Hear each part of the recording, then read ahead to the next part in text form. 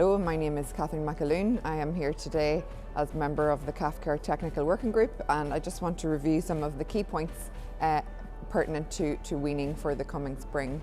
So although this is an age-old area, there's lots of new research coming on stream in this area, and we've heard in previous discussions about feed rates and so on, and I think it's just important, I suppose, to start by reviewing the fact that a calf, when they're born, is very much what we call a monogastric, so very similar type of digestion to a human or a dog, for example, and it's really only at 4 to 6 weeks really where this transitional phase where the rumen starts to develop, and from there forward through to weaning where we try to really promote that rumen development and have a successful working weaning rumen at the point of weaning.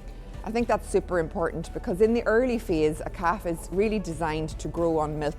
And we should be giving them plenty of milk and getting that growth and out of them. However, we have to have a trade-off between growing them on milk and getting them to eat some concentrate to get them to weaning.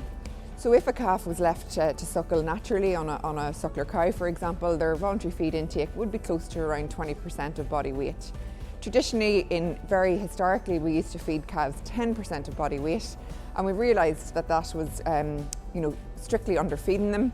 So a compromise now, an industry standard, is around 15% of body weight. So as you've heard, depending on, say, for a 40 kilo calf, about 6 litres of milk fed in 2 feeds up till they're about 4 weeks of age, and then we can start adjusting that accordingly. So starter intake is the key message here really, because starter intake is what drives weaning, drives development of that rumen, which is tiny at birth, and by the time the calf hits 4, 5, 6 weeks of age, that rumen is developing.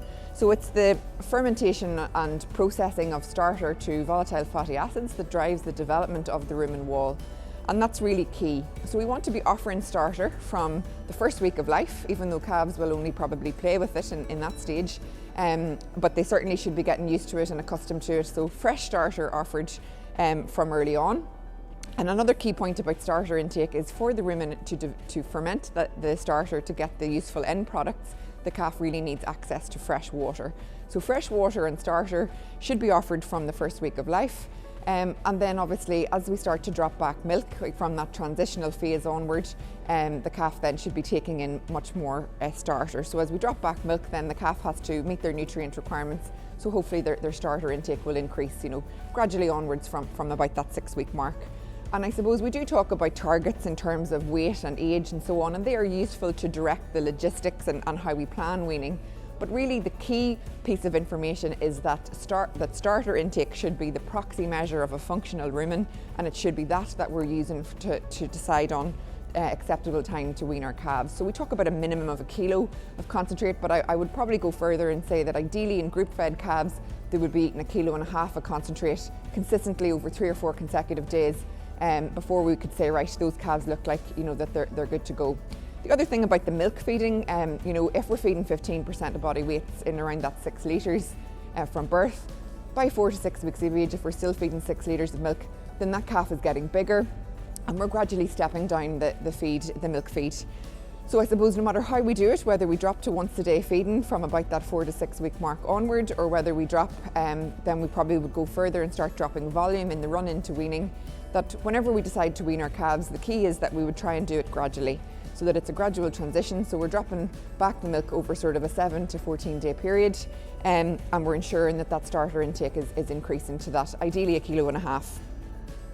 So in addition to starter and water, forage is also important. So important to provide fresh forage to the calves, straw ideally fed from a rack and possibly also hay.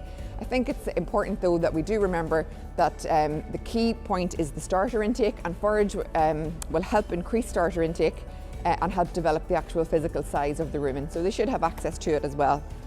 So that's the key points I think in terms of the weaning piece. We also want to be careful that we don't have weaning coinciding with any other stressful event.